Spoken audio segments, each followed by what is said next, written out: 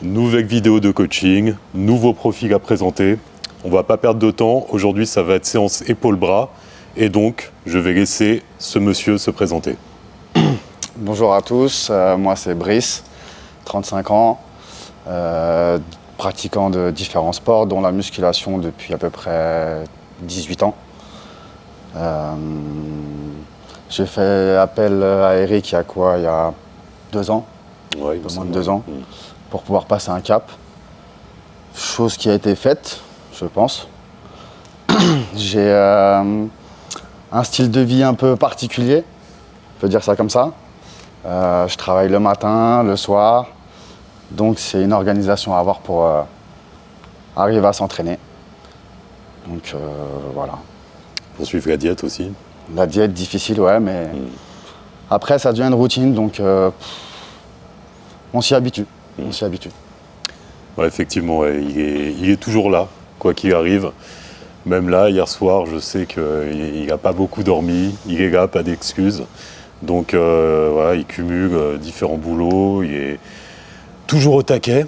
Et je le vois toujours à la salle. Donc encore une fois, tout est une question de choix, une question de volonté. Et maintenant, on va aller voir ce qui se passe en salle. 1, 2, 3, 4, 5, 6, 7, 8, 9, 10, 11, 12, 13, 14, 15. Alors, on commence la séance. Au niveau de l'échauffement, on ne l'a pas montré parce qu'il a fait, vu que c'est quelqu'un que j'ai déjà coaché, il a fait l'entraînement habituel que je préconise, c'est-à-dire rameur, ensuite échauffement musculaire avec les épaules, élévation latérale, frontale et l'oiseau. Et ensuite, il s'est mis sur la machine et avant d'attaquer sa charge de travail, il a fait 2 paliers. Donc là, tout est très bien au niveau de l'échauffement. Ensuite, il commence par donc l'oiseau.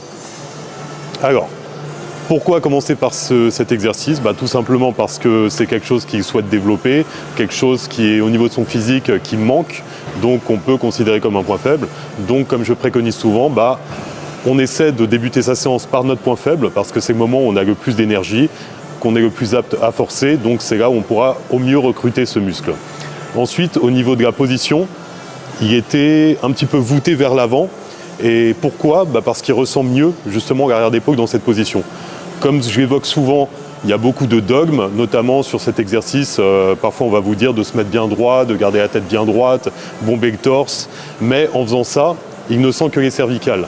Et enfin, il a mal au cervical et puis c'est les trapèzes médians qui prennent l'ascendant sur le mouvement. Donc en se mettant dans cette position, ça désactive complètement au niveau des trapèzes médians. C'est pour ça que j'ai été touché, j'ai bien vu qu'il était désactivé à cet endroit-là.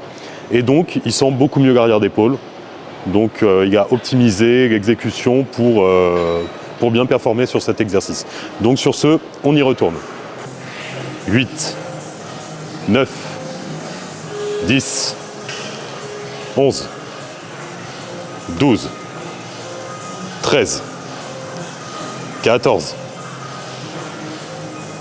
Très bien, 15. Alors là, on vient de voir quelque chose d'intéressant. Vous voyez, on pourrait se dire que sur les premières, il n'allait pas au bout. Il pouvait faire plus de reps. Mais ça, pareil, vu que je le connais, que j'ai déjà travaillé avec lui, je sais qu'il était déjà pas loin de l'échec. Et là, vous voyez, on est sur la 3e. Et là, sur la dernière, l'amplitude s'est réduite.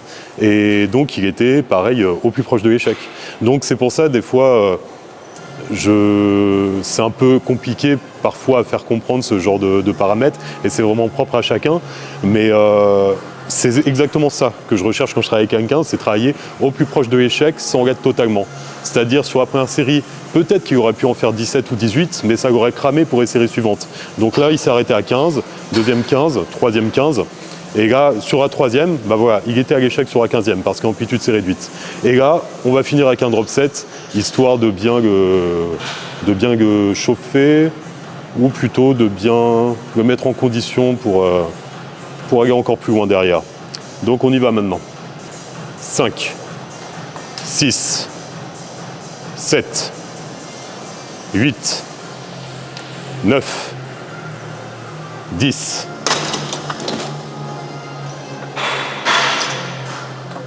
11, 12, 13, 14, 15, ouais, 16, il y en a encore, 17, 18, 19 et 20. Très bien. Allez, encore un palier. 13, 14, 15, maintenant on pompe. Allez, 16, 17, 18, 19, 20, c'est bon. 1, 2, 1, 2, 1, 2. Très bien. Alors, second exercice, face pull. Face pull vraiment focalisé arrière d'épaule, donc main au niveau de la gorge. On a fini l'oiseau, là on est parti sur cet exercice. Il a fait un petit palier d'échauffement, on va dire, et avant d'attaquer sa vraie charge de travail. Donc les 2 secondes de contraction, l'intérêt, c'est vraiment justement de bien se focaliser sur un muscle qu'on veut travailler, de bien le sentir. Cette méthode est vraiment bien pour ça, quand on a du mal à ressentir un muscle, quand on a du mal à le recruter. Ça permet vraiment de bien se focaliser dessus et de bien le cibler. Ensuite, voilà, encore une fois, on est sur un début de séance où on veut se focaliser sur un point faible. C'est pour ça, oiseau pour l'arrière d'épaule, face pull encore pour l'arrière d'épaule. C'est parfait au niveau du choix des exercices et de pourquoi il les a mis là. Donc, on est parti pour la suite. 1, 2, 1, 2, 1, 2, 1, 2. Très bien. Alors on peut peut-être se demander pourquoi la serviette. Alors déjà c'est quelque chose que je vais préconiser pour ne pas perdre de temps. Parce que des fois, en fonction des salles, le savoir-vivre est plus ou moins aléatoire et des fois trouver une corde, c'est un projet qui peut nécessiter plusieurs minutes. Et donc si on ne veut pas casser l'intensité de notre séance, on ne perd pas de temps, on prend la serviette, on attaque direct. Ensuite, autre avantage aussi qu'on peut trouver, c'est que ça permet plus de liberté de prise, on n'est pas gêné par les bouts en plastique au niveau des mains, et on peut aller chercher un peu plus d'amplitude. Donc à la base, c'est surtout pour une question de praticité, de ne pas perdre de temps, de conserver nos nerfs un peu plus sains, on va dire, par rapport à l'environnement en salle qui peut vite nous agacer, mais c'est aussi une question de confort. Donc voilà, ça n'a rien de magique ou quoi que ce soit, c'est juste pour ces raisons-là qu'on utilise la serviette. 1, 2, 1, 2. Allez, ça passe. Allez. 1, 2. Très bien, encore une. 1, 2. Parfait. Là, on voit justement que l'intensité est croissante au fur et à mesure des séries. Donc pareil, les premières, le connaissant, je sais qu'il n'était pas loin de l'échec. Et là, on y était quasiment. Et vous voyez, là, c'est vraiment cette forme d'échec, moi, que je recherche. C'est pas l'échec où le mouvement se transforme en n'importe quoi. C'est l'échec où on perd la connexion avec le muscle. Et là, c'est ça. Vous voyez, quand j'ai commencé à lui dire, je voyais à sa tête que ça commençait à devenir compliqué à la 10e. Et après, j'ai vu aussi son switch où il commence à se focaliser de plus en plus dans sa séance. Et là, il a été vraiment chercher les 2 dernières où, en gros, si le mental n'était pas solide, il aurait abandonné avant. C'est là, il rentrait pleinement dans la phase d'inconfort. Et c'est là-dessus, justement, que je reviens toujours là-dessus, mais c'est là-dessus qu'il faut vraiment le plus travailler. C'est être à l'écoute de notre petite voix interne qui nous dit toujours d'abandonner, de rester dans ce qu'on connaît, dans quelque chose de confortable. Et dès qu'on la repère, toujours la faire taire, se conditionner et envoyer. Et là, pour l'instant, bon, il est encore un peu timide par rapport à la caméra, donc il ne se cache pas. Mais lui, je sais qu'il a des petits tricks vocaux où on l'entend se motiver comme ça. Et après, voilà, chacun peut trouver sa méthode, mais c'est une très bonne chose d'avoir un petit déclencheur comme ça, où dès qu'on sent qu'on arrive dans cette zone où notre esprit va nous maintenir dans notre zone de connaissance, bah, le faire taire et prendre l'ascendant et continuer là où notre corps et notre esprit nous disent d'arrêter. Troisième exercice de la séance, développé militaire à la Smith Machine. Alors, personnellement, par rapport au physique de Brice, c'est pas forcément un exercice que j'aurais mis maintenant. C'est quelqu'un qui a une bonne épaisseur de cage, mais qui manque un peu de largeur. Et donc, pour ma part, j'aurais plus privilégié des exercices pour vraiment cibler le latéral, donc tout ce qui est élévation latérale diverses et variées. J'aurais plutôt mis ça à ce moment-là de la séance. Après, ça a du sens aussi de le mettre maintenant, dans le sens où on est encore assez frais en termes d'énergie, donc vu que c'est un gros mouvement, on va mettre plus lourd. C'est intéressant aussi de mettre plutôt dans la séance, mais voilà, tout dépend en fait, encore une fois, de pourquoi on fait les choses. Là, il revient de vacances, il est un peu... pendant ses vacances, il a été forcé de lâcher le sport. Et donc là, il est un peu en mode reconditionnement physique.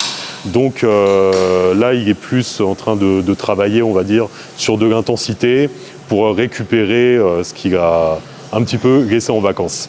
Mais voilà, pour ma part, si par la suite il repasse dans une phase de construction musculaire avec un peu plus de calories, ce serait plus pertinent de mettre des exercices après donc les 2 exercices pour l'arrière d'épaule, de mettre des exercices pour le faisceau latéral. 5, 6, 7, 8, 9, 10, 11, 12. Bien. Petit point sur l'inclinaison du banc. Alors, effectivement, en le mettant plus droit, on recruterait un peu mieux les épaules et ce qui soulagerait un peu le haut de pec qui pourrait intervenir avec cette inclinaison. Mais c'est une personne qui a eu des soucis au niveau de l'épaule, des douleurs assez récurrentes, et donc il est beaucoup plus à l'aise comme ça, évidemment, puisque en inclinant plus, ça met moins de pression sur les épaules. Donc, encore une fois, tout est une question d'adaptation par rapport au profil de la personne. 7, 8, 9, plus qu'une. Allez. Oui, nickel. C'est bon.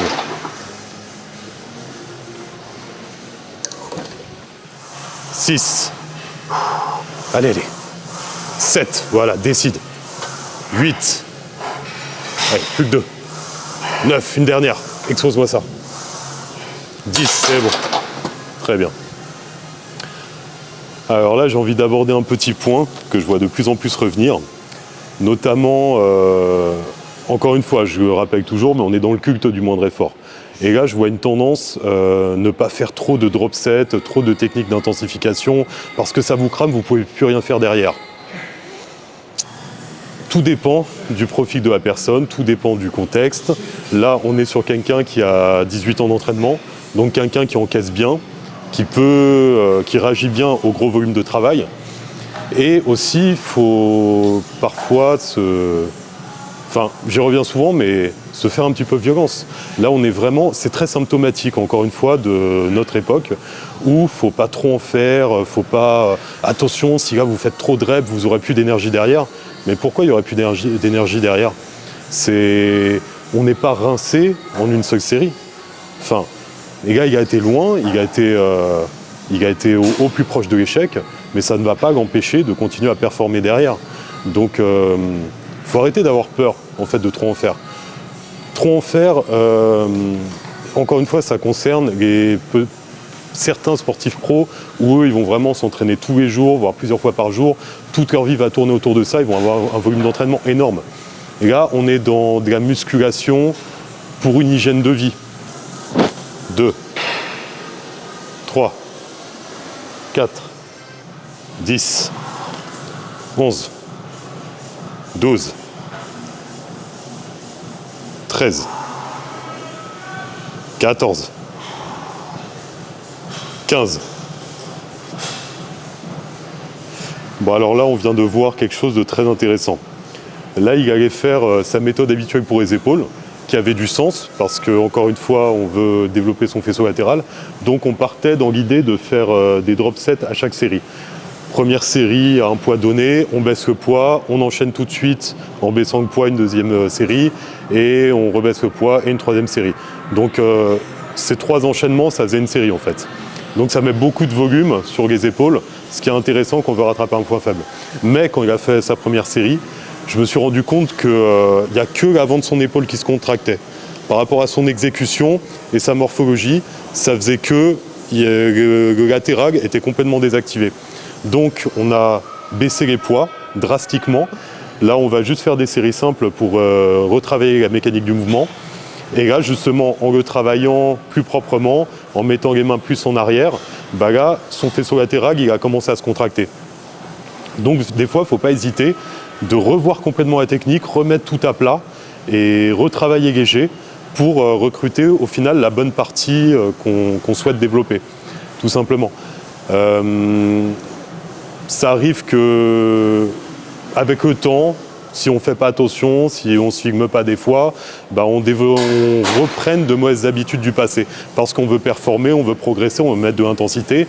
Donc on augmente les poids, on augmente les charges, certes, mais au final, on perd la connexion avec la zone qu'on souhaite développer. Et ce qui fait qu'on ne progresse pas là où on veut vraiment physiquement. Donc vraiment, il ne faut pas hésiter à parfois se remettre en question, descendre drastiquement les charges et retravailler la mécanique du mouvement comme on le fait maintenant. 1, voilà, contrôle bien. 2, descend un peu moins. 3, 4, 13, 14, 15. Là, sur cette série, donc, on a ralenti le tempo pour encore accentuer le travail du faisceau latéral pour qu'il le ressente mieux. Et visuellement, ça n'a plus rien à voir. Là, il y a 10 kg de moins par haltère. Mais c'est beaucoup plus difficile au final que tout à l'heure. Parce que, encore une fois, bah, c'était la partie dominante de son muscle qui prenait que dessus. Et ce qui faisait qu'on voyait vraiment que l'avant d'épaule se contracter. Et là, le fait de baisser la charge, ralentir le tempo, de diminuer un petit peu l'amplitude aussi, il ne descend pas jusqu'au bout parce que sur la partie basse du mouvement, il n'y a plus de contraintes, donc ce n'est pas utile de descendre complètement. On s'arrête à cet angle environ. Et bah là, ça n'a plus rien à voir en termes de ressenti et visuellement, on voit également que la zone qu'on veut travailler se contracte. Donc là, on est très très bien. Voilà, concentre-toi que là, tu vois, c'est ça qui fait tout le mouvement.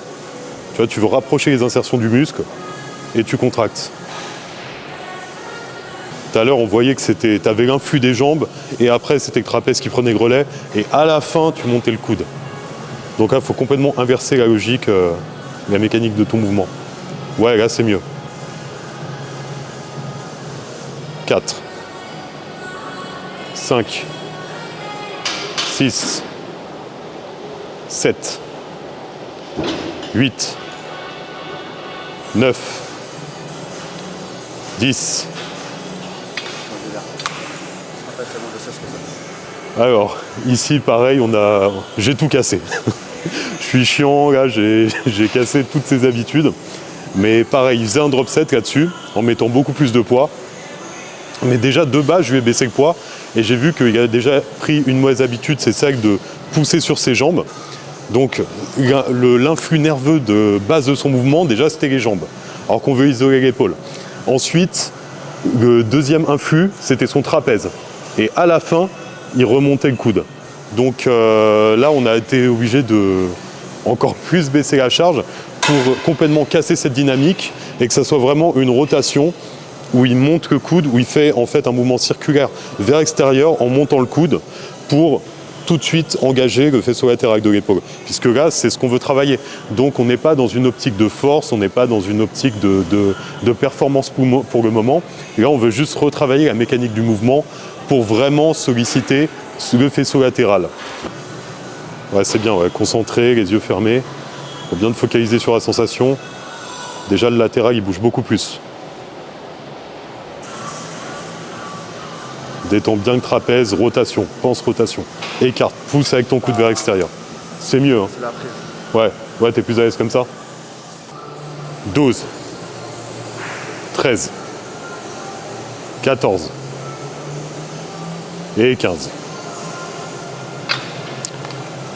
Voilà pour la partie épaule, on a terminé. Donc on a fini par des élévations unilatérales à la poulie basse. Très très bien pour le faisceau latéral. Bon complément avec les élévations latérales aux haltères parce que cette fois-ci, on a de la tension dès le début du mouvement. Donc voilà, on a juste eu à réajuster les charges pour bien travailler le latéral. Mais ce qui fait que c'était bien plus productif pour lui par rapport à son objectif et le développement de son physique. Donc on est sur 5 exercices d'épaule. C'est très très bien, amplement suffisant. Et maintenant, on va aller attaquer les bras. 9, 10, 11, 12. C'est bon.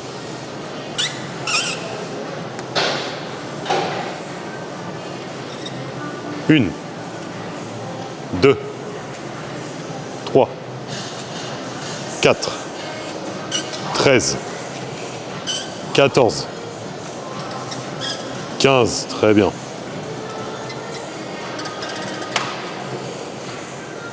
Pour la partie bras de sa séance, on va faire des supersets. Supersets pour les bras, c'est quelque chose que j'affectionne beaucoup. Pareil pour les séances pec-dos, c'est quelque chose que j'aime bien, mais il faut être un peu plus confirmé, parce que ce sont des muscles antagonistes. Donc c'est pertinent de les travailler comme ça. Ça permet d'avoir une bonne intensité, ça permet de pouvoir quand même performer au niveau des charges. Et ça permet de gagner du temps, c'est pas négligeable quand on a un emploi du temps chargé.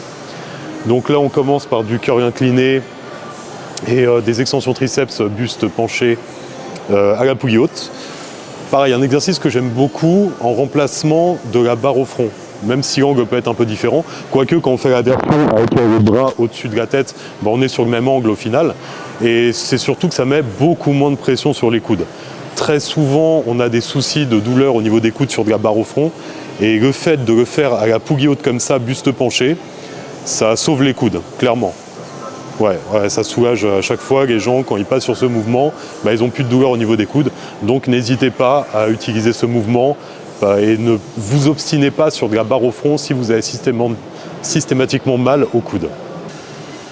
9, 10, 11, 12, très bien. 13, 14, 15, très bien. Pourquoi 12 reps sur l'incliné et 15 reps ici? J'ai envie de dire pourquoi pas. Surtout, là-bas, il s'arrête à 12 et je lui dis pas d'aller plus loin. Pourquoi? Parce qu'à 12, on est très bien en termes d'effort. Je vois bien quand il le fait qu'il y a la limite d'engager le coude et de dégrader la technique. Donc, sur 12, sur cet exercice, il est parfait en termes d'intensité par rapport à ce que je recherche. Ici, quand il arrive à 12, je vois qu'il en a encore sous le coude et il peut aller jusqu'à 15. Donc pourquoi s'arrêter à 12? Parce qu'on aurait marqué 12 dans notre programme alors qu'on peut aller plus loin.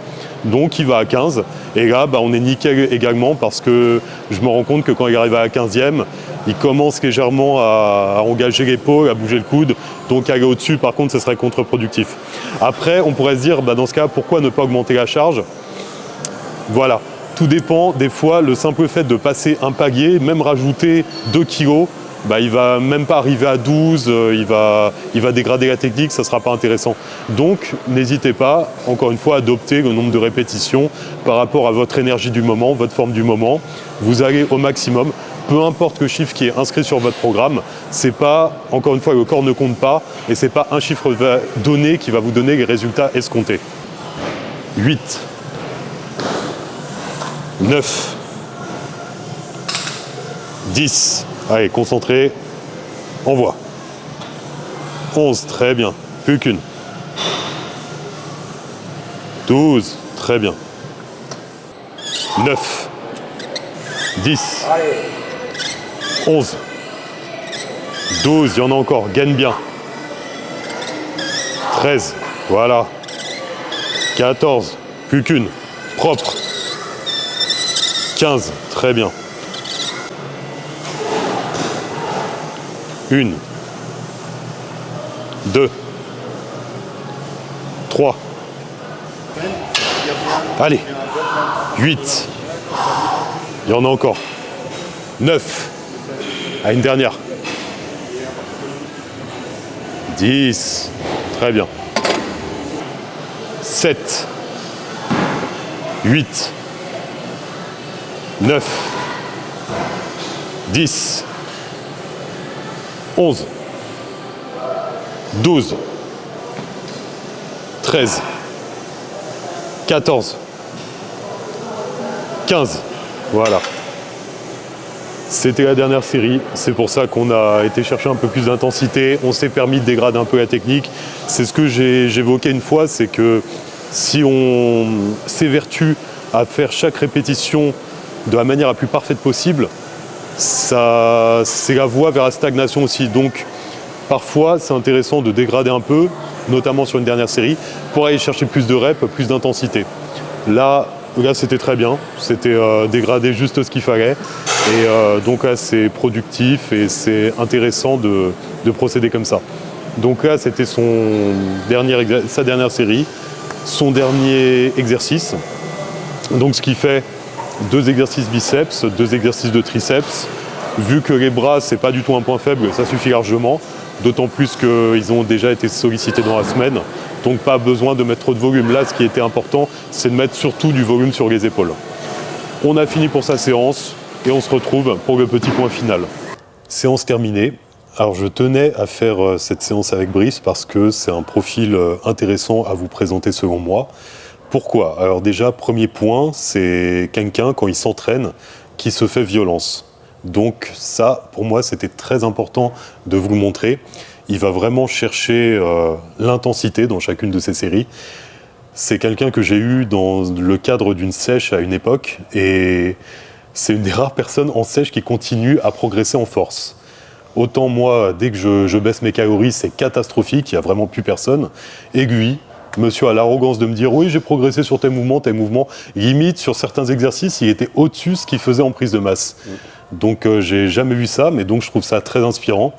C'est quelqu'un qui vraiment va chercher, qui va puiser dans ses ressources, dans vraiment tout ce qu'il y a comme ressources, même en restriction calorique, qui va aller toujours au plus fort de ce qu'il peut fournir sur le moment. Les reps, c'est un détail, il continue, s'il peut continuer, il continue. Et ça, c'est très inspirant, très intéressant, parce que, encore une fois, on se limite trop souvent dans ce sport. Et moi, le premier, c'est pour ça, j'insiste beaucoup sur ce sujet, mais c'est quelque chose qui m'a beaucoup affecté dans mon parcours, qui m'a beaucoup limité. Et ça, c'est vraiment très important de ne pas s'écouter, de se faire violence systématiquement. Encore une fois, sans rentrer dans l'extrémisme de se détruire littéralement, non. Mais toujours aller chercher plus. Il y a toujours de la place pour plus quand on fait une série, quand on fait un exercice. On peut aller chercher plus de répétitions, plus de poids, plus d'intensité. Et ensuite, l'autre point qui me semblait très intéressant avec Brice, c'est le rythme de vie, qui est complètement aux antipodes du mien. C'est-à-dire, moi, je suis un moine copiste, les heures de sommeil, de réveil, c'est quasiment tout le temps les mêmes, tout est réglé, millimétré, zéro fantaisie. Et là, on est à l'opposé complet de ça, que ce soit horaire de travail, vie sociale, voilà. Et comme quoi, quelle que soit la façon d'aborder notre vie, on peut toujours suivre une diète, s'adapter, venir s'entraîner. Là, quoi qu'il arrive, je sais très bien, j'avais une confiance aveugle en lui, parce que je savais qu'il faisait les choses. Qu'il sorte le soir ou pas, je savais que le lendemain matin, il allait être là pour faire son cardio, le soir, il allait être là pour faire sa séance. Pas d'excuses, il n'a pas dormi, il est là. Il bosse tôt le matin à des heures à des heures pas possibles, où tout le monde dort, il est quand même là pour faire sa séance. Le soir, il doit aller travailler, il est là avant pour faire sa séance. Pas d'excuses, question de choix. Donc voilà, je te laisse dire ce que tu as envie. Si tu as envie de parler de ce point-là, ta capacité d'adaptation, n'hésite pas parce que c'est intéressant de partager ce genre de choses. C'est vrai que je suis totalement d'accord, toujours être dans le dépassement de soi. On doit se forcer, peu importe les objectifs qu'on a, on s'y tient, même s'il y a peu de sommeil, un rythme de vie un peu chaotique pour certains ou autres. Toujours y aller, toujours se donner à fond. Penser à ses objectifs et tenir le cap. Ouais, c'est exactement ce que tu as fait quand on a travaillé ensemble. Et c'est inspirant, c'est très inspirant. Ah, merci beaucoup. Donc voilà, c'est fini pour cette séance. Et on va se retrouver pour un autre type de profil la semaine prochaine.